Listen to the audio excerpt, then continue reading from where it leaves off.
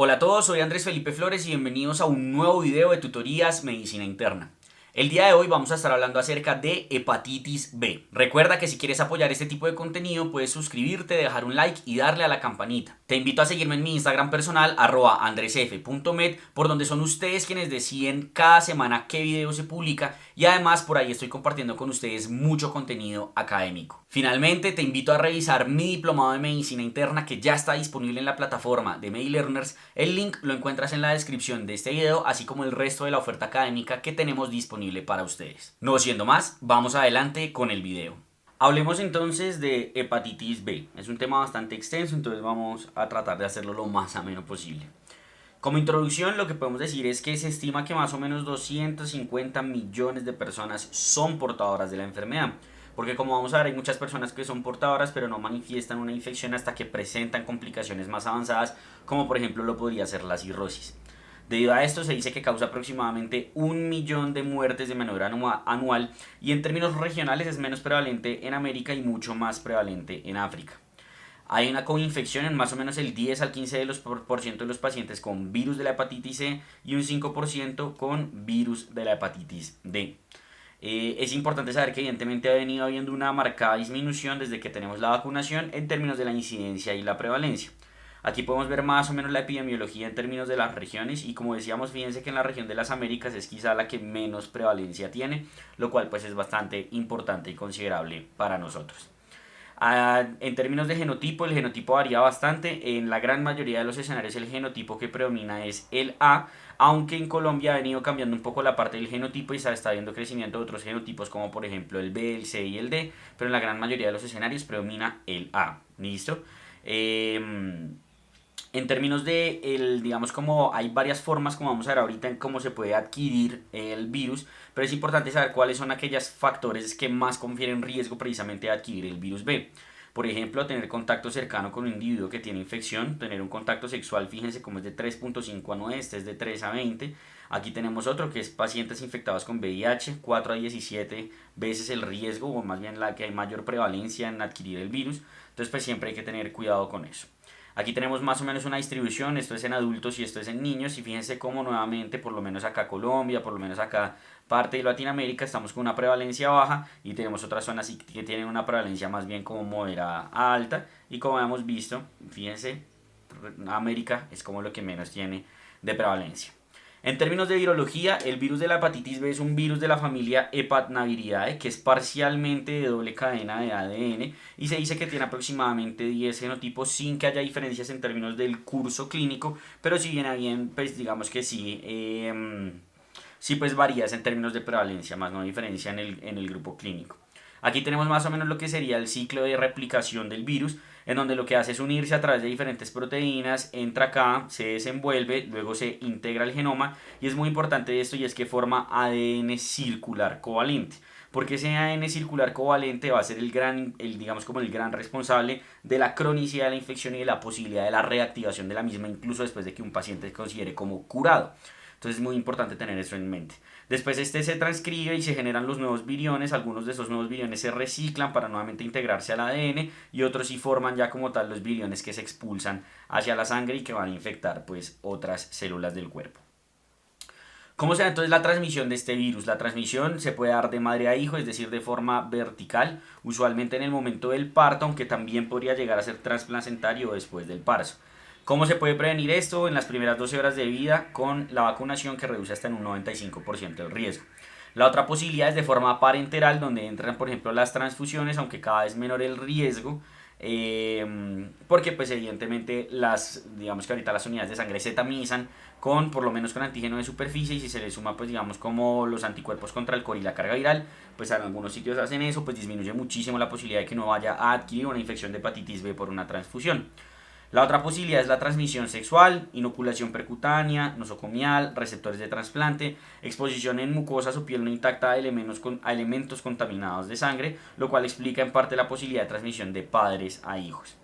Aquí tenemos más o menos la transmisión que hay en las zonas en donde es alta, intermedia o baja la prevalencia. Como sabemos, nosotros estamos aquí en baja prevalencia, y cuando podemos ver que en general en las zonas intermedia y de baja prevalencia es más común la forma de transmisión percutánea o sexual, mientras que en las zonas de alta prevalencia, sobre todo el África, es más común la forma perinatal de transmisión. Entonces eso también es importante tenerlo en cuenta, y nuestra población infectada suele ser más adulta que infantil.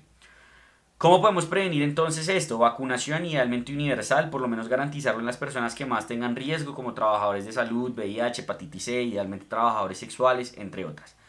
La profilaxis post-exposición, que es muy importante cuando hay, por ejemplo, digamos, accidentes biológicos. La profilaxis en el embarazo, que también se puede utilizar, y el uso de programas, por ejemplo, para usuarias de drogas endovenosas, o las medidas de protección universal en la personal de salud, que evidentemente disminuyen el riesgo de transmisión. Esto de la vacunación lo vamos a hablar un poquito más a fondo al final del video, en donde hablemos pues precisamente de los esquemas que hay y demás. ¿Cómo es el curso clínico entonces de esta enfermedad? Esta enfermedad se puede presentar como una hepatitis aguda o como una hepatitis crónica. La hepatitis aguda realmente es rara de encontrar, se dice que tiene un periodo de incubación de más o menos 1 a 4 meses, y el 70% de los pacientes tienen una presentación anictérica o subclínica, es decir, que no hacen síntomas, entonces uno no los diagnostica ahí. Mientras que el otro 30% sí pueden llegar a tener manifestaciones. De estos que hacen manifestaciones, solo el 0,1 o el 0,5% llegan a presentar en algún momento hepatitis fulminante o una falla hepática aguda. No es muy claro el por qué algunos lo hacen y otros no, parece que es mediado de forma inmune, y se han descrito ciertos factores de riesgo relacionados con el hecho de yo tener la hepatitis aguda y tener riesgo de desarrollar una hepatitis fulminante, como por ejemplo el uso de drogas endovenosas, el consumo de alcohol o de sustancias psicoactivas, el uso concomitante de la acetaminofén o la pérdida de peso en los últimos 6 meses previo a la infección. La presentación clínica de la hepatitis subaguda puede tener entonces un prodromo, que sería más o menos como una enfermedad del suero-like. Entonces los pacientes pueden hacer rash, pueden hacer adenopatías, etc. Y seguido de esto pueden haber síntomas constitucionales. El paciente puede perder peso, fiebre, malestar general, etc. ¿Qué puede haber en los paraclínicos? Pueden tener una elevación de las transaminasas que puede llegar a ser severa, y que si no resuelven los siguientes 6 meses predice usualmente la hepatitis crónica. Y es muy importante saber que precisamente esta cronificación, el hecho de pasar de hepatitis aguda a hepatitis crónica, varía. No todos hacen esa transición y muchos pues se curan. ¿De qué depende que cronifiquen? Algo bastante importante que determina eso es la edad de la adquisición. Porque entre más temprano se adquiera la infección, más probabilidad hay de que cronifique. Fíjense cómo hasta el 90% de los neonatos cronifican, 20 a 50% de los que la adquieren antes de los 5 años, pero solo menos del 5% de los que adquieren la hepatitis B de forma aguda llegan a cronificar. Eso es muy importante. Hay algo importante a hacer, y es que algunos estudios muestran una alta prevalencia de enfermedad latente, sobre todo por lo que les decía que realmente la curación virológica de momento pues digamos que no se puede lograr. Entonces es importante tener eso en consideración. Ahora sí, veamos cómo va a ser la presentación más común que nosotros vamos a encontrar de hepatitis, que es la hepatitis crónica. La hepatitis crónica suele ser asintomática o tener síntomas inespecíficos como fatiga, por eso muchas veces se diagnostica, por ejemplo, buscando otras cosas, por ejemplo, haciendo tamizajes para inicio de medicamentos inmunosupresores, entre otras. Puede llegar a tener agudizaciones en donde se presenta como hepatitis aguda e incluso como falla hepática. Vamos a ver ahorita que vamos en las gráficas que el curso de la hepatitis crónica en muchas ocasiones puede ser precisamente así, episódico, con flares o con, digamos, como brotes, por así decirlo, de viremia que generan sintomatología aguda. Si progresa, puede llegar a, o sea, si cronifica y cronifica y cronifica, puede llegar a cirrosis, y ahí lo que puede hacer es precisamente la sintomatología y la presentación clínica de un paciente con cirrosis, más no propiamente per se de hepatitis. ¿Listo? Y es muy importante saber que todos los virus de la hepatitis B sobre todo y la hepatitis C, tienen múltiples manifestaciones extrahepáticas que uno debe tener en consideración. Por ejemplo, la periarteritis o la poliarteritis nodosa como forma de vasculitis puede tener como causa secundaria la hepatitis crónica.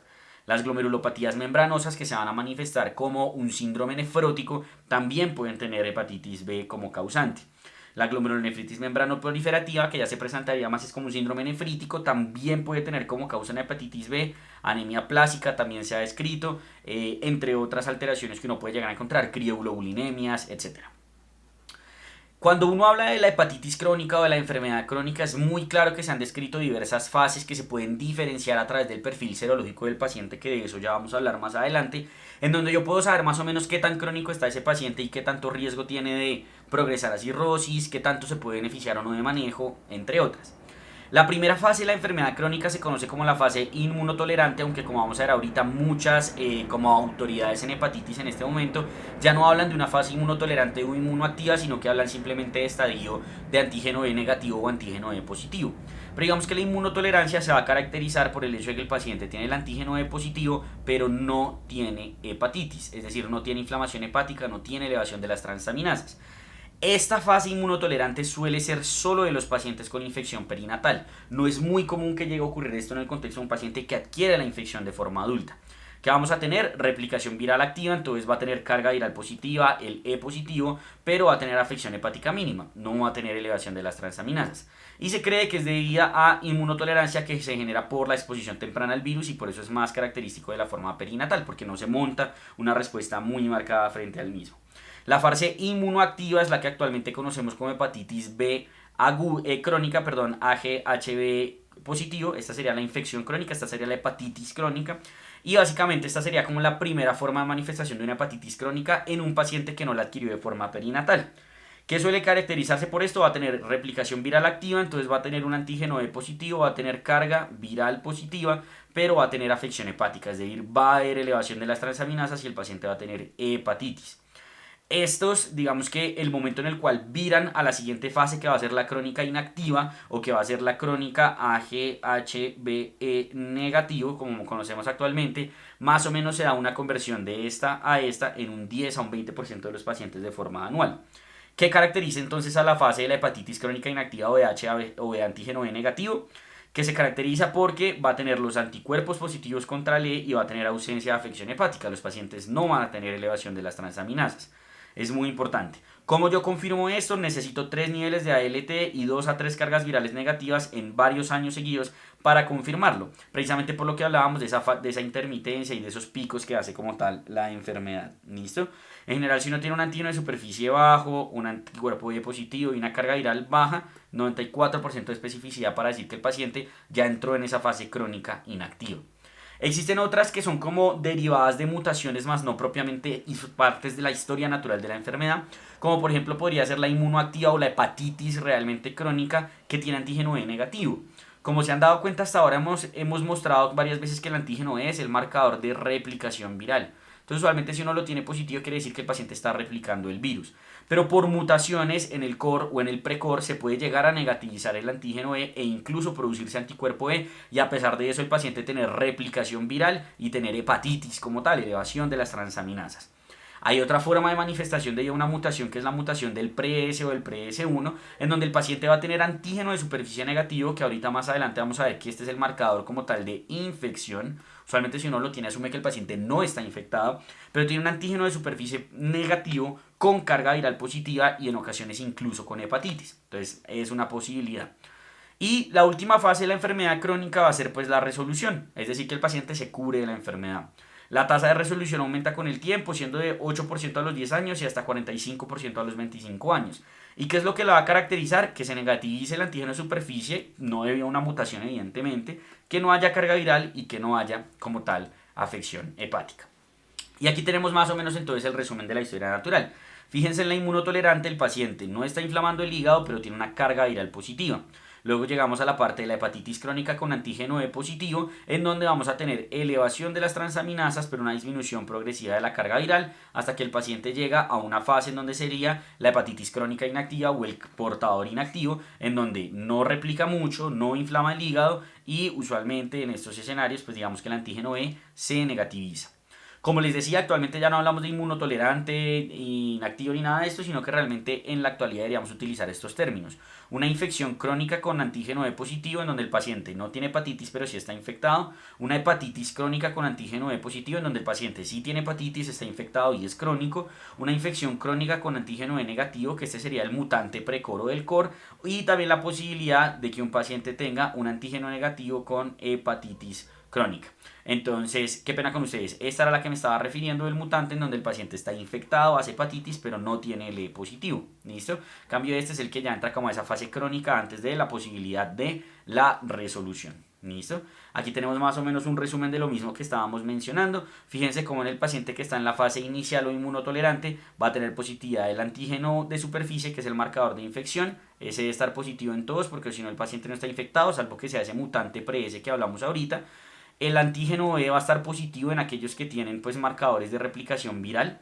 El anticuerpo anti-E va a estar positivo en aquellos que ya no tienen marcadores de replicación viral, y la ALT va a estar elevada dependiendo de si el paciente tiene o no tiene, digamos, esta parte de la hepatitis. Y aquí tenemos otro artículo, otra tabla que nos muestra más o menos lo mismo del último review del New England, en donde vale la pena sobre todo mencionar esta, que es la hepatitis B oculta, que es una hepatitis en la cual básicamente es el mutante pre-S que les había mencionado, que tiene el antígeno negativo, pero sí está como tal infectado. ¿Listo? Aquí tenemos otra terminología, básicamente mencionando lo mismo que habíamos mencionado. Lo único que me importa es que vean que hay otras definiciones, como por ejemplo reactivación, y esto es que el paciente vuelva a tener actividad necroinflamatoria. Clareamiento del antígeno E, que eso es cuando convertimos del antígeno E al anticuerpo E, y usualmente pasamos de la fase de hepatitis crónica antígeno E positivo a infección crónica antígeno E negativo. Entonces es importante, digamos, como tener esa como claridad. Durante todo este transcurso de la historia natural de la hepatitis crónica, pues pueden surgir diversas complicaciones asociadas a la misma. A los 5 años, el 12 al 20% pueden llegar a progresar a cirrosis, 20 a 23% pueden pasar de una cirrosis compensada a descompensada, y 6 a 15% de los pacientes que tienen cirrosis pueden desarrollar un hepatocarcinoma. Esto es importante saber que es antes de los antivirales. Sin embargo, como vamos a ver ahorita, la efectividad de los antivirales no es que sea la mejor del mundo, entonces sigue siendo prevalente las complicaciones hepáticas crónicas asociadas a la infección por la hepatitis B. Incluso puede haber reactivación después de seroconversión, como les había dicho, por este ADN covalente circular, que se ha visto que en escenarios de inmunosupresión, por ejemplo, sobre todo relacionado con medicamentos como por ejemplo el rituximab, los pacientes que salen incluso con estadios serológicos que hablan de curación de la enfermedad pueden hacer reactivación de la misma. Y nuevamente recordar la posibilidad de la coinfección con la hepatitis C, en donde muy importante, cuando hay una coinfección hepatitis B y hepatitis C, se suprime la replicación de la hepatitis B, pero aumenta el riesgo de cronificación y hepatocarcinoma. Y cuando hay coinfección con el virus D, lo que va a ocurrir va a depender de si fue una coinfección o una sobreinfección. Coinfecciones sí se adquieren al tiempo, en donde en ese escenario lo único que ocurre es que disminuye la replicación de hepatitis B y ya, pero no cambia nada más. Mientras que cuando es una sobreinfección, es decir, que el paciente tiene hepatitis B y después le llega adicionalmente la hepatitis D, en ese escenario aumenta muchísimo la tasa de hepatitis aguda y falla hepática e incluso de cronificación. Entonces es importante tener eso en cuenta. ¿Cuáles son los factores de mal pronóstico para cronificar, hacer cirrosis, hepatocarcinoma, etcétera? La carga viral elevada, el antígeno E persistentemente positivo, porque recuerden que esto nos habla de replicación, el antígeno de superficie de altos títulos, los mutantes COR, PRECOR, PRE-S, relacionado sobre todo también con alteraciones en la identificación y el diagnóstico, la coinfección con la hepatitis C o con el virus D, el uso de alcohol y de otros hepatotóxicos, y las comorbilidades y la edad del paciente definitivamente son muy importantes a tenerla en cuenta. Fíjense acá cómo podemos ver que la carga viral es un factor de riesgo incluso en pacientes con antígeno E negativo, con niveles normales de ALT o independientemente del grupo de pacientes que sea. A medida que es alta la carga viral, fíjense cómo en todos de manera consistente estamos hablando de un likelihood ratio positivo de cronificar, de hacer cirrosis, y eso aumenta cada vez más a medida que aumenta la carga viral. Entonces es un factor muy importante a tener en consideración, y por eso, como vamos a ver ahorita más adelante, es uno de los determinantes de cuándo manejar y cuándo no manejar una hepatitis B. ¿Cómo vamos entonces a hacer el diagnóstico de la hepatitis B? Lo muy importante es que se debe hacer búsqueda diagnóstica en todo paciente con síntomas, pero como muchos hacen síntomas hasta que hacen la cirrosis, es importante saber cuándo tamizar a los pacientes. En la gran mayoría de la bibliografía que ustedes van a encontrar hablan de un tamizaje selectivo, es decir, de poblaciones de riesgo, embarazadas, gente que haya nacido en una zona de alta prevalencia, VIH o hepatitis C, pacientes con cirrosis que van a entrar a diálisis, que los van a inmunosuprimir, que usan drogas endovenosas, HSH, contactos sexuales con riesgo, etc. Pero si uno va a ver realmente, si bien ahorita tenemos estas recomendaciones que hablan en muchos escenarios, actualmente la guía de la CDC del 2023, que es lo más nuevo y reciente que tenemos en términos de tamizaje, dice que deberíamos realizar tamizaje universal para hepatitis B.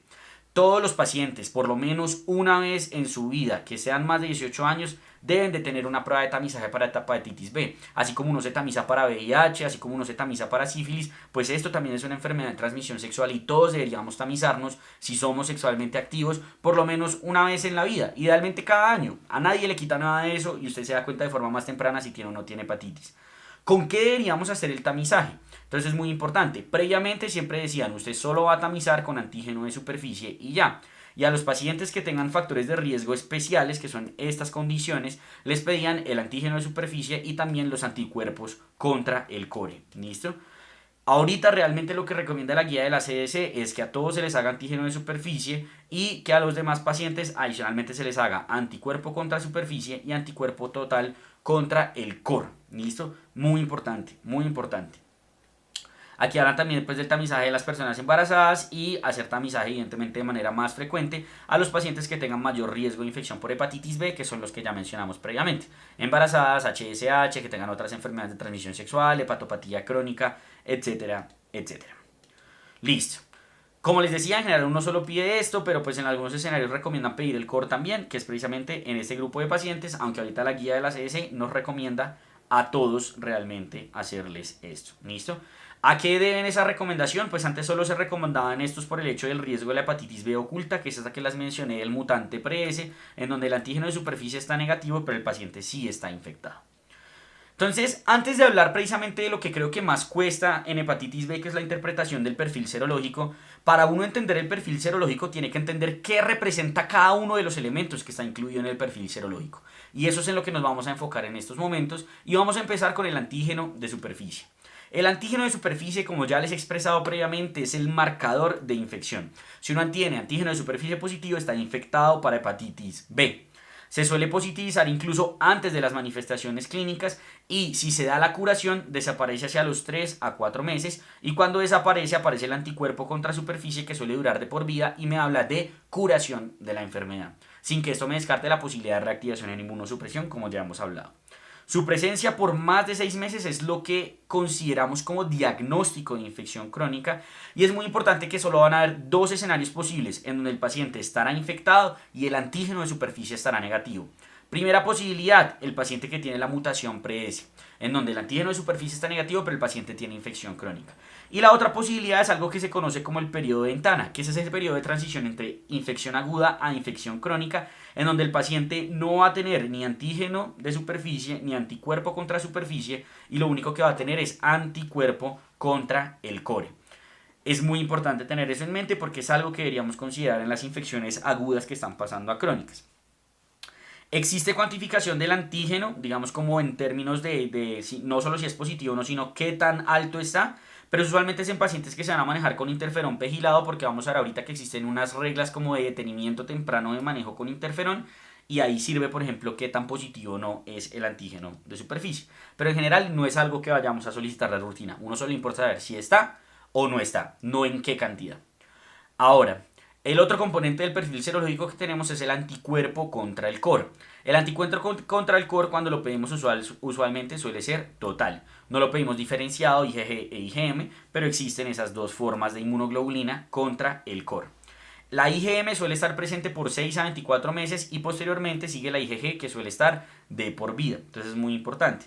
También se debe tener cuidado porque la IgM se puede positivizar en casos de exacerbaciones de hepatitis crónica, es decir, cuando hay esos picos de actividad que les mencionaba, ahí se puede positivizar transitoriamente la IgM y el paciente pues también va a tener IgG, pero eso me podría llegar a confundir en cuanto a si tiene o no tiene infección aguda.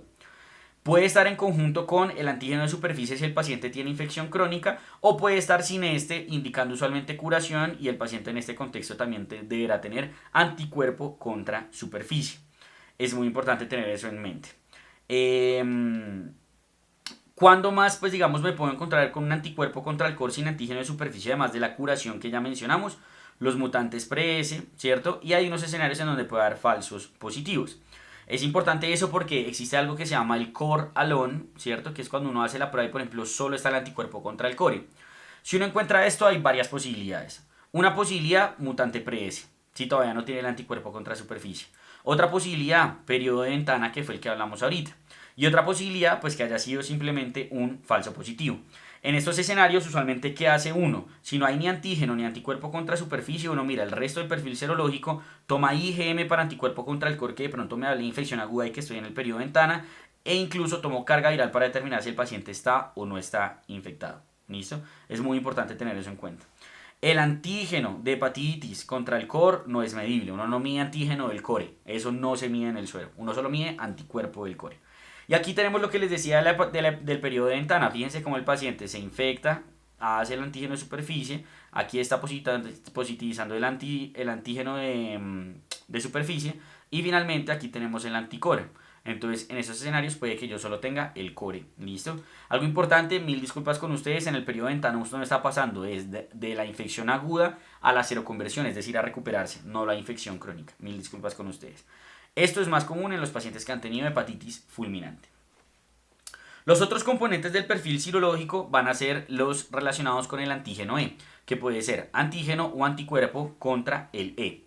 Suele considerarse, como ya habíamos explicado previamente, como un marcador de replicación. Se presenta de manera temprana en la enfermedad y usualmente hace conversión de antígeno a anticuerpo contra el E antes de que lo haga el de superficie, precisamente en esas fases que hablamos previamente de la infección crónica. En la enfermedad crónica no ocurre seroconversión hasta que suele haber como tal reducción en la inflamación y en la replicación hepática, como les había mencionado. Y en raras ocasiones puede haber seroconversión, pero persistencia e inflamación, que ahí estaríamos de frente a los mutantes del precore o del core. Y el último componente de las pruebas diagnósticas de hepatitis B es la carga viral, en donde uno hace una RT-PCR para determinar la carga viral. ¿Para qué sirve esto? 1, para determinar la replicación viral y 2, la magnitud de la misma, porque eso me ayuda a determinar si el paciente se beneficia de manejo. En pacientes que tienen el antígeno E positivo, un punto de corte de 2000 se suele utilizar, mientras que cuando el antígeno E es negativo, muchos utilizan un punto de corte de 1000. ¿Listo? Existe la posibilidad de genotipificación, o sea, de saber qué serotipo es específicamente de hepatitis B el que tiene el paciente, pero eso realmente no tiene utilidad excepto el interferón pegilado, ¿listo? Y también puede servir en determinación de resistencia viral, que eso solo se hace en escenarios de fracaso terapéutico. Aquí tenemos un resumen más o menos de cómo sería el comportamiento. Fíjense las semanas después de la exposición. Lo primero que se va a positivizar es el antígeno E, ¿cierto? Posteriormente se positiviza la carga viral. Después tenemos aquí el IgM contra el core, ¿cierto? Que se está produciendo acá. Y luego tenemos el IgG o el anticuerpo total que se sube por acá. Y aquí tenemos el anticuerpo contra superficie que va a ser el que se produce por acá. Entonces este es el contexto de un paciente que se recupera. Se infecta, hace antígeno, cae, hace carga viral, cae y luego solo queda positivo el anticuerpo de superficie y el anticuerpo del core. Mientras que el paciente que cronifica, entonces positiviza el antígeno y el antígeno le queda positivo, positiviza el core y el core le queda positivo y la carga viral usualmente dependiendo del estadio de la enfermedad también le queda positivo. Y ya, ¿qué le cae aquí? La IgM del anticore mientras que la IgG permanece como tal en el tiempo.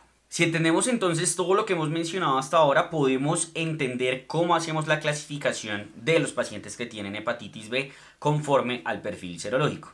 Aquí tenemos varias categorías, fíjense, susceptible, infección previa, inmune debido a vacunación, agudamente infectado, crónicamente infectado y pues digamos como otras interpretaciones posibles. Entonces el susceptible, ¿qué va a hacer? El que tiene todo negativo, porque ni está infectado ni se ha infectado, porque no hay evidencia inmunológica en su cuerpo de que haya estado expuesto al virus. Infección previa, el paciente que tiene el antígeno negativo, no está infectado, tiene anticuerpo de superficie y anticuerpo contra el core positivo. Seguramente es una IgG y un anticuerpo de superficie, ese paciente se curó. El vacunado es aquel que tiene anticuerpo contra superficie positivo, pero el resto negativo, porque uno se vacuna con el antígeno de superficie. Pero entonces no tendría por qué tener core positivo porque el paciente no estuvo expuesto como tal al virus. ¿Listo? Agudamente infectado, el paciente va a tener anticuerpo positivo, antígeno de superficie positivo y ese anticuerpo, si uno le hace el diferenciado, va a ser IgM. Crónicamente infectado, el paciente va a ser antígeno positivo, anticor positivo y lo que va a tener usualmente el anticor positivo va a ser la IgG, no la IgM.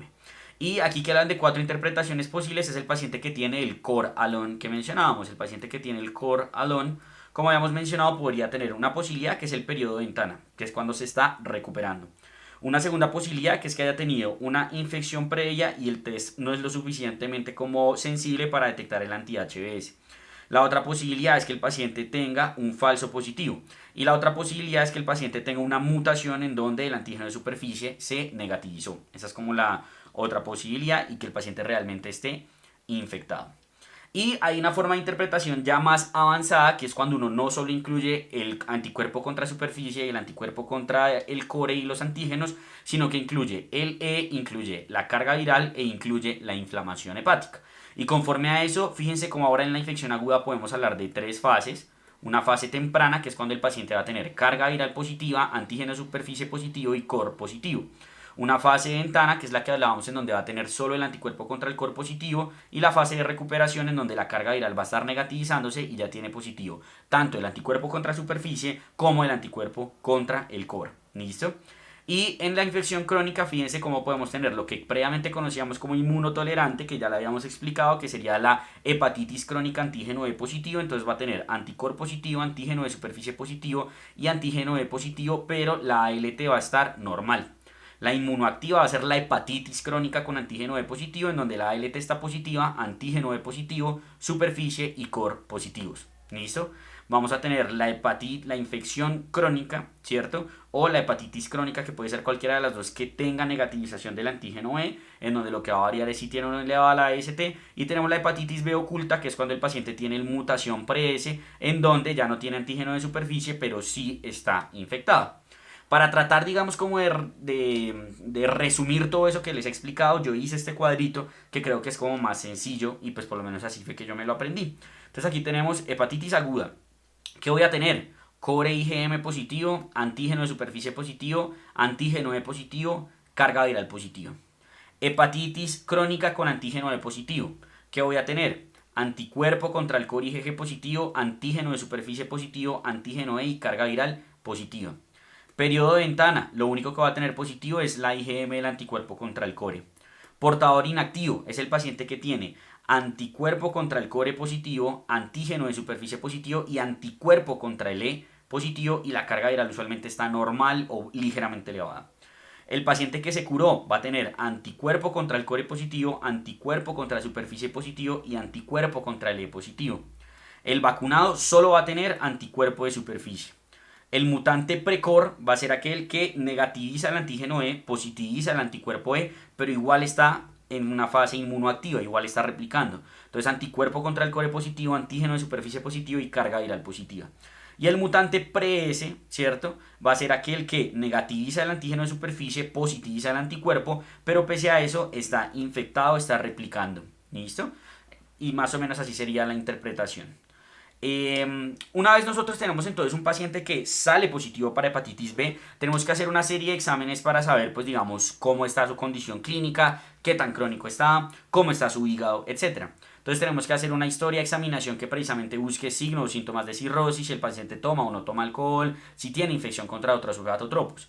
Educación del paciente para evitar que contamine o que contagie a otras personas, laboratorios de rutina como un hemograma y un perfil hepático completo, serología y virología para hacer la adecuada caracterización y determinar la presencia o no de coinfecciones, VIH, virus C, virus D, y más bien imagenología para determinar si el paciente tiene o no tiene compromiso hepático.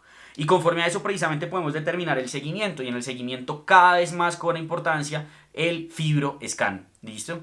El FibroScan es una forma sonográfica a través de la cual yo puedo determinar si el paciente tiene o no tiene fibrosis a nivel hepático, y conforme a los kilopascales que yo encuentre de resistencia a las ondas del sonido, yo puedo determinar si el paciente tiene o no tiene fibrosis e incluso si tiene cirrosis. Entonces actualmente esa es la forma en la cual deberíamos monitorizar a los pacientes. Si no, lo que podemos hacer por ejemplo es un FIB o por ejemplo un APRI, que son una forma mediante marcadores serológicos de determinar el riesgo de fibrosis hepática en los pacientes con hepatitis.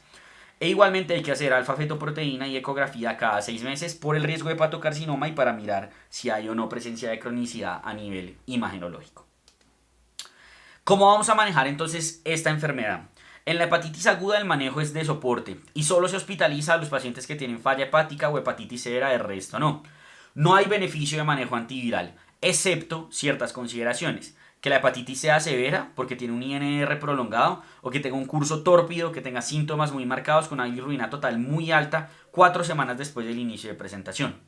¿Con qué la manejo si tiene indicación de manejo antiviral? Con tenofovir o con entecavir, y uno evita como tal el uso del interferón porque hay mayor riesgo como tal de necroinflamación. Y se da un manejo corto. ¿Hasta cuándo? Hasta lograr remisión, que sea 2 antígenos de superficie negativos separados por 4 semanas. Y si el paciente es trasplantado, si sea de forma crónica, y si llega a cronificar, pues nada, se siguen ya los lineamientos de hepatitis crónica. Para la hepatitis crónica uno va a hacer una valoración inicial que incluye todos esos exámenes que hablamos ya previamente, y los objetivos de esta aproximación de tomar todos estos exámenes, de determinar las coinfecciones, del fibroscan, de la ecografía y todo, es determinar dos cosas importantes. Cosa número uno, ¿el paciente necesita o no necesita una biopsia? Elemento número 2 que debo determinar, ¿el paciente se beneficia o no se beneficia de manejo antiviral? Porque aquí es muy importante saber que no todos se benefician de manejo antiviral, precisamente por lo que hemos estado mencionando, de que, pues digamos, los antivirales no son realmente lo más efectivos o que uno esperaría para esta enfermedad. ¿A quiénes voy a biopsiar? Voy a biopsiar a los pacientes que tengan una ALT elevada pero una carga viral baja que no se correlacione. Es decir, si yo tengo una ALT muy alta pero la carga viral está baja, realmente es por la hepatitis, entonces tengo que buscar otras etiologías de hepatopatía y lo biopsio. Pacientes a quienes no se les da manejo, se les indica biopsia sí. Tienen niveles de ALT normales o menos de 2 veces el límite superior de la normalidad, pero persisten con viremia elevada, más de 2000 en antígeno de superficie, más de antígeno E, negativo y más de 20.000 en antígeno E positivo. Y que asociado a eso tengan más de 40 años o historia familiar de hepatocarcinoma. Muy importante, esto siempre debe ser indicado por un especialista y tomando la decisión en conjunto por los pacientes, ya que las biopsias hepáticas no están exentas de riesgo. ¿Listo? Aquí tenemos entonces como un resumen de cuándo dar manejo antiviral en la infección crónica. Las indicaciones agudas ya las comentamos. Todo paciente con falla hepática con INR mayor a 1,5, bilirrubina mayor a 3, ascitis o encefalopatía. Todo paciente con cirrosis descompensada. Todo paciente con cirrosis compensada que tenga carga viral mayor a 2000 e incluso si no tiene carga viral, si un paciente tiene cirrosis e infecta, idealmente uno debería manejarlo y se busca negativizarle el antígeno de superficie por lo menos por 4 semanas. Ahora, si estoy en una hepatitis crónica y tengo un antígeno E positivo, ¿cuándo debo dar manejo antiviral? Lo debo dar cuando tenga una carga viral mayor a 20.000 y tenga una ALT más de 2 veces el límite superior de la normalidad. ¿Listo? ¿Qué se espera? Se espera más o menos 3 a 6 meses en recién diagnosticados si no tienen hepatopatía descompensada para ver si se lo convierten ellos solos o no. Y hay algunos que hablan que uno no debería utilizar una carga viral de 20.000 sino de 2.000, precisamente por lo que habíamos hablado. ¿Se acuerdan de que por encima de 1.000 ya aumenta el riesgo de que los pacientes cronifiquen y hagan cirrosis? Entonces eso está como en debate, pero por ahora las guías tienen usualmente ese punto de corte de 20.000. ¿Cómo vamos a manejar o cuándo vamos a manejar con antivirales a los pacientes que tienen antígeno E negativo? Cuando tengan ALT por encima, 2 veces por encima del límite superior de la normalidad, y aquí sí utilizamos el punto de corte de 2000 de carga viral. En la coinfección, si el paciente tiene hepatitis C, es muy importante que se da el manejo para la hepatitis C, y si tiene antígeno de superficie positivo, se hace carga viral y ALT cada 4 a 8 semanas. Mientras que si el antígeno de superficie es negativo, solo se hace seguimiento a ALT, y si alguno de los dos se llega a elevar, pues ya toca ver si toca también tratar la hepatitis B. La hepatitis D, si uno requiere manejo para la hepatitis D, lo que uno hace es dar interferón pegilado por 12 meses. Y en el escenario del VIH es muy importante utilizar terapia antirretroviral que incluya el tenofovir, porque de esa manera le pego tanto al VIH como a la hepatitis. ¿Qué hacer cuando mi paciente no tiene necroinflamación marcada, tiene una ALT menor a 2 del límite superior de la normalidad y la carga viral está debajo del umbral del diagnóstico, menos de 20.000 en antígeno E positivo y menos de 2.000 en antígeno E negativo?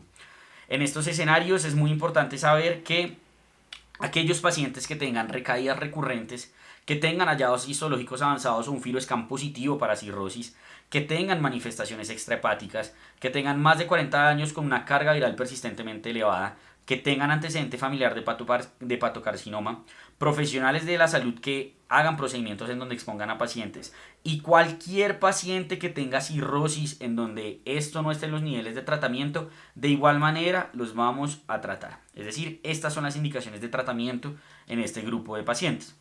Hay otra consideración a tener en cuenta y es incluso el paciente que ya se curó de la hepatitis B. Si llega a desarrollar un hepatocarcinoma, uno debería considerar darle manejo antiviral. La coinfección, ya lo habíamos hablado más o menos, en hepatitis C, se da el manejo para la hepatitis B si tiene indicación, y si tiene carga viral positiva de hepatitis C, se le da el manejo para la hepatitis C. ¿Listo? Y para la hepatitis D, importante que si tiene la indicación del manejo, pues se da con interferón pegilado. ¿Listo? Mientras que si no tiene indicación de manejo para la virus D, pero sí para virus B, pues se hace el manejo normalito. Y como habíamos mencionado en VIH, la terapia antirretroviral con tenofovir. Otras condiciones importantes a tener en cuenta en el manejo. Si estoy con manejo inmunosupresor o citotóxico, es decir, lo voy a poner en paciente, por ejemplo, rituximab o cosas por el estilo, todo paciente que tenga antígeno de superficie positivo, debo de darle profilaxis. Y en rituximab particularmente, todo aquel que tenga, así sea antígeno de superficie negativo, debo de darle profilaxis. Cuando se da el manejo hasta 6 meses posterior a terminar la terapia inmunosupresora. En embarazadas las indicaciones de manejo son las mismas, pero hay que tener en cuenta que si tiene una carga viral de más de 200.000, uno inicia el manejo a finales del segundo trimestre para prevenir la transmisión vertical. Y en el caso del carcinoma hepatocelular, a todos se les da antes y después de que se cure el hepatocarcinoma. En trasplante, pues es muy importante saber que dependiendo del tipo de trasplante, yo puedo hacer como factores o más bien indicaciones de profilaxis para los pacientes que tienen antígeno de superficie positivo, precisamente para determinar o para prevenir que haya reactivación de la enfermedad.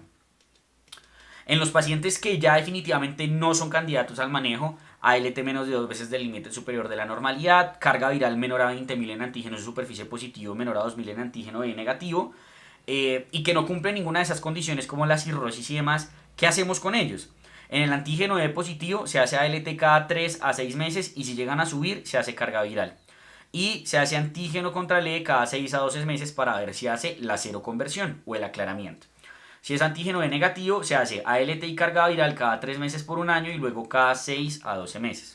Además, a los dos se les hace seguimiento anal de antígeno de superficie y es muy importante que si seroconvierte, tanto el E como el de superficie, se suspende el seguimiento y esto ocurre en hasta 2% de los pacientes de manera anual. Aquí tenemos un resumen más o menos de lo que estábamos mencionando de cuándo tratar a los pacientes con hepatitis B. Si el paciente no tiene cirrosis y es antígeno B positivo, carga viral mayor a 20.000 y más de 2 del límite superior de la normalidad, se trata. Si no está con necroinflamación, dependiendo de las consideraciones, tiene hepatocarcinoma, tiene carga viral persistentemente positiva, etc., trátelo. Si el antígeno es negativo, cambiamos el punto de corte de carga viral a 2000 y si tiene más de 2 veces el límite superior de la normalidad, tratamos. Mientras que si no tiene esas consideraciones, solo si tiene alguna de las otras complicaciones, como por ejemplo la cirrosis, en donde en general todos los pacientes se van a tratar. Esto es de la guía europea, en donde también básicamente es lo mismo. Si tiene, vean acá, antígeno de superficie positivo y tiene una ALT por encima de 2 veces del superior de la normalidad y carga viral mayor a 20.000, trate. Y aquí sería mayor a 2.000 en antígeno de negativo, trate. Listo, básicamente trate. Es muy importante tener eso en consideración. Esta también es de la europea, como les había dicho, sospecha, dependiendo de la positividad uno mira qué hace y conforme a eso con el seguimiento uno mira si trata o no trata a los pacientes. Hablemos un poquito entonces de con qué vamos a tratar a los pacientes, cuáles son las opciones terapéuticas que yo tengo para tratar una hepatitis B. Lo primero a saber es que el manejo antiviral que yo hago tiene como objetivo 1. Suprimir la carga viral, 2. Seroconvertir el E y seroconvertir el S, 3. Disminuir complicaciones crónicas y 4. Disminuir parcialmente la fibrosis. Dentro de las opciones que tenemos el interferón pegilado y análogos nucleósidos a nucleótidos, donde los que más utilizamos actualmente son el entecavir y el tenofovir, pero tenemos más como vamos a ver. Hablemos un poquito entonces del interferón. El interferón activa o más bien actúa activando genes específicos que inhiben la transcripción del virus. Principalmente los utilizamos en pacientes jóvenes con hepatopatía compensada y demás. Y hay algunos predictores de buena respuesta al interferón, como que tenga antígeno E positivo, que tenga genotipo A, en menor medida el B, que tenga baja carga viral o que tenga ALT elevada. Tiene diversas ventajas, como que su duración en primer lugar es finita. Vamos a ver que los otros antivirales de los análogos en general se dan por el resto de la vida de los pacientes, mientras que esto tiene una duración específica del interferón, no selecciona variantes resistentes y sobre todo se asocia con mayor seroconversión en los pacientes que tienen E positivo, antígeno E positivo. ¿Listo? Entonces aquí dice, si el paciente tiene antígeno E positivo y tiene carga viral y tiene ALT elevado, considere la posibilidad del interferón por 48 semanas y mire si respondió o no, y conforme a eso usted mira si utiliza otro antiviral. ¿Cuáles son las desventajas y el principal problema del interferón? Sus eventos adversos. No se puede usar en embarazadas, genera depresión, suicidio, leucopenia, trombocitopenia, alteraciones tiroideas y muchas otras cosas. Por esto mismo está contraindicada en cirrosis descompensada, psiquiátricos, autoinmunes, leucopenia, trombocitopenia o afección sistémica severa. ¿Cómo se aplica? 180 microgramos subcutáneos semanal por 48 semanas y como ya hemos mencionado es el más efectivo que hay de los antivirales cuando el antígeno E está positivo. Aquí está como más o menos uno que debe monitorizar cada una de las semanas en el paciente que está en manejo con interferón. Y una cosa que tiene el interferón que está establecido en las guías es que uno puede considerar algo que se llama las stopping rules o las reglas de detenimiento temprano, en donde básicamente dependiendo del genotipo, si recuerdan yo les había dicho que uno genotipificado usualmente era o en estudios de cero prevalencia o en pacientes que van a ser manejados con interferón. Porque fíjense que si, según el valor específico del antígeno de superficie, que también habíamos dicho que lo veíamos era en estos escenarios, uno puede ver si le para o no le para el tratamiento al paciente y más bien se va hacia alguno de los antivirales. ¿Listo? ¿Cuáles son los objetivos? Pues básicamente los que ya habíamos mencionado. Erradicar la infección, mejorar la función hepática y prevenir la cirrosis. Hablemos entonces de las otras opciones que tenemos, que son los análogos nucleócidos o nucleótidos. Es importante saber que no hay una superioridad clara de uno sobre otro, que en los pacientes que tienen antígeno E positivo hay predictores de respuesta, como un nivel serológico, o más bien que tenga una elevación de ALT importante, a nivel de carga viral es independiente de la ALT como tal o del genotipo. En los pacientes que tienen antígeno E negativo no hay claramente una definición de predictores de respuesta. ¿Qué opciones tenemos? Entecavir, que es un análogo de la guanosina. Beneficios: tiene una muy baja tasa de resistencia, excepto en los pacientes que fracasaron con la miubina. Ahí está la dosis, 0.6 día o 1 miligramo día si tiene patopatía descompensada, y es el más costo efectivo en los pacientes que tienen E negativo. El tenofovir, que es un análogo de adenosina, se suele usar como manejo de primera línea, prefiriendo usualmente el tenofovir a la fenamida. La lamivudina, su principal ventaja es que es menos costoso, sin embargo, el problema, mucha resistencia. Adefovir se usaba antes de interferón, pero actualmente esta es la última opción. Telvibudina tiene una alta tasa de resistencia y tampoco la utilizamos. ¿Cuándo no preferir cuándo preferir el tenofovir a la fenamida que el fumarato específicamente? Dijimos que idealmente a la fenamida. Pero ¿cuándo vamos a dar fumarato? O más bien, ¿cuándo definitivamente no vamos a dar fumarato? Mayores de 60 años, enfermedad ósea y enfermedad renal. ¿Listo? Aquí está el resumen de la dosis de cada uno, los análogos nucleócidos, nucleótidos y las opciones que tenemos. Y muy importante, aquí tenemos como la diferenciación entre el interferón y los antivirales. El interferón es subcutáneo, los antivirales son orales. El interferón es finito, los antivirales vamos a ver ahorita que en general son de por vida. Mucha tolerabilidad a los antivirales, mientras que el interferón tiene muchos eventos adversos que dificultan su adherencia. Tiene reglas de detenimiento temprano, mientras que no hay reglas de detenimiento temprano en los antivirales, y así sucesivamente. Aquí tenemos otra de las consideraciones: el mecanismo de acción, desarrollo de resistencia. Pues les dejo esa tablita por si le quieren tomar alguna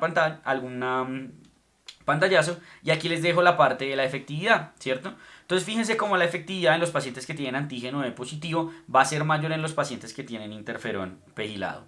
Va a ser mucho mayor en los pacientes que tienen interferón pegilado. Fíjense que se lo convierte en el E 32 a 36%, mientras que con entecavir o tenofovir solo el 22% aproximadamente. Y en términos de la negativización del antígeno de superficie, 2 a 7% con interferón, 4, 5, 8% con el tenofovir. Y en los pacientes que tienen antígeno E negativo, el interferón pegilado sí definitivamente pues le va 4% de pérdida del antígeno de superficie, comparado con 0,1 o menos de 1%. Entonces pues digamos que, pero no sirve tanto en necroinflamación, como sí definitivamente es mejor en necroinflamación los antivirales. Algo importante del manejo es que también se ha visto efectividad como tal en regresión de cirrosis. Fíjense que sobre todo con los antivirales directos, con el tenofovir fumarato, hay una disminución en el grado de fibrosis por el FibroScan. Y eso es importante porque eso me habla de prevención de cirrosis. También se ha visto que puede haber algo de disminución en términos de material genético, pero es casi que imposible negativizar el ADN covalente circular, porque ese es como les había explicado, el que causa la posibilidad de la reactivación. Con todo esto que les he dicho, ¿cómo solemos escoger entonces el esquema inicial? Uno suele iniciar con tenofovir o con entecavir. Se puede considerar interferón pegilado en inmunocompetente sin cirrosis y que desee una terapia finita. Y no hay indicación de dos antivirales en conjunto, es solo uno. Condiciones especiales: si tiene cirrosis, tenofovir o entecavir, no interferón. Si tiene alteración de la función renal, tenofovir, idealmente a la fenamida, ¿cierto? Y en el embarazo, tenofovir fumarato es el de elección. ¿Listo? Como para tener en cuenta. Aquí tenemos nuevamente la posología de cada uno de ellos por si la quieren revisar. Y a futuro se ha visto que hay muchos, pues digamos como nuevos medicamentos que se están desarrollando. Fíjense que todo va a fase 2, fase 1, en donde se está tratando de afectar en diferentes lugares de la replicación viral el manejo. Porque si se dan cuenta, en ese mecanismo que vimos de la replicación viral al inicio, realmente todos estos medicamentos que son los antivirales que utilizamos actúan al final. Entonces lo que están buscando es actuar antes de, a ver si con esto prevenimos la formación del ADN circular covalente, que es el causante precisamente de lo que hablábamos de la posibilidad. Entonces esto es precisamente lo que les hablaba. Fíjese cómo los análogos de nucleósidos actúan es aquí, actúan al final. Actúan al final cuando pues ya capa qué. Entonces estamos utilizando o se están creando inhibidores de entrada, se están creando ARNs pequeños de interferencia, se están creando por ejemplo polímeros de ácidos nucleicos que van a tratar de actuar de una forma más temprana en el ciclo viral o en el ciclo de replicación viral. Una vez inicio el manejo antiviral, ¿cómo voy a monitorizar a mi paciente? Carga viral cada 3 meses y si hay 2 negativas se pasa cada 6 meses. Se toma ALT cada 3 meses y si se normaliza o hay carga viral indetectable se pasa a cada 6 meses. Antígeno y anticuerpo E cada 12 meses y si hay cero conversión lo que uno hace es confirmarla. Antígeno de superficie anual en los pacientes que tienen carga indetectable y siempre monitorizar eventos adversos, creatinina, fósforo cada 3 meses, sobre todo con tenofovir fumarato. Duración del tratamiento, si se usa interferón es por 48 semanas y ya, si el paciente sigue infectado pues me voy a un antiviral. Pues un análogo nucleótido o nucleócido. Si utilizo un análogo nucleócido o nucleótido depende del paciente. Si tiene cirrosis, de por vida. Si no tiene cirrosis, si tiene un antígeno de positivo, le voy a dar manejo hasta que se lo convierta el E y luego por 12 meses más. Aunque muchos sugieren que se debe dar manejo hasta que se lo convierta el S, lo cual es casi imposible. Usualmente es manejo vitalicio. Y en los pacientes que tienen antígeno E negativo, uno les da manejo hasta que se lo convierta en el S y luego les da consolidación por 1 a 5 años. Por eso muy probablemente casi todos van a terminar con manejo indefinidamente. Si uno llega a tener el beneficio o la ocurrencia de que logró suspender el manejo en un paciente, se monitoriza con carga viral, ¿cierto? Y se debe tener carga viral negativa por más de 3 años, ¿listo? Y se hace seguimiento con ALT y carga cada 3 a 6 meses. Aquí está en términos de la duración la importancia como digamos de qué tan probable es o no discontinuar. Como les dije, pues en general casi todos los pacientes van a quedar de por vida, ¿cierto? Van a quedar de por vida. ¿Cómo voy a definir la respuesta? ¿O cuándo voy a decir que mi manejo está o no está funcionando? Existe una respuesta virológica, que básicamente es erradicar el ADN del virus de hepatitis B de la sangre y de los hepatocitos, y esto es teórico por el ADN circular covalente. Existe una respuesta funcional, que es cuando se seroconvierte el antígeno de superficie de manera sostenida después de retirar la terapia. Hay una respuesta parcial, que es cuando logró disminuir la viremia de forma sostenida, pero el antígeno de superficie sigue detectable. ¿Qué pasa si mi paciente fracasa o tiene una recaída? Si estaba con interferón, se espera cero conversión de antígeno E o carga viral menor a 2000 a los 6 meses post tratamiento. Si esto no se logra, fue un fracaso, paso a análogos nucleócidos o nucleótidos. Si estaba con tenofovir o entecavir, ¿cómo voy a definir fracaso? Cuando hay carga viral a las 96 semanas del tratamiento y recaída cuando la carga viral aumenta más de un logaritmo del nadir en el cual estaba. Lo primero que uno verifica en estos escenarios es la herencia y si es así, lo que uno hace es añadir o más bien utilizar el otro antiviral. ¿Listo? Y usualmente pues pedir perfil de resistencia con material genético. Y si estaba con otro análogo diferente a tenofovir o entecavir, va a ser fracaso si la carga viral está mayor a 4 logaritmos después de 12 meses y la recaída se define igual, es decir, si hay un aumento de un logaritmo. ¿Qué hace uno? Lo cambia a tenofovir, si estaba con alguno de esos. Aquí están las tasas de resistencia, fíjense lo que les decía, la mibudina, adefovir y telbibudina ya no las usamos, mucha tasa de resistencia, mientras que entecavir y tenofovir, fumarato y alafenamida, muy baja tasas de resistencia. Y aquí está cómo manejamos la resistencia.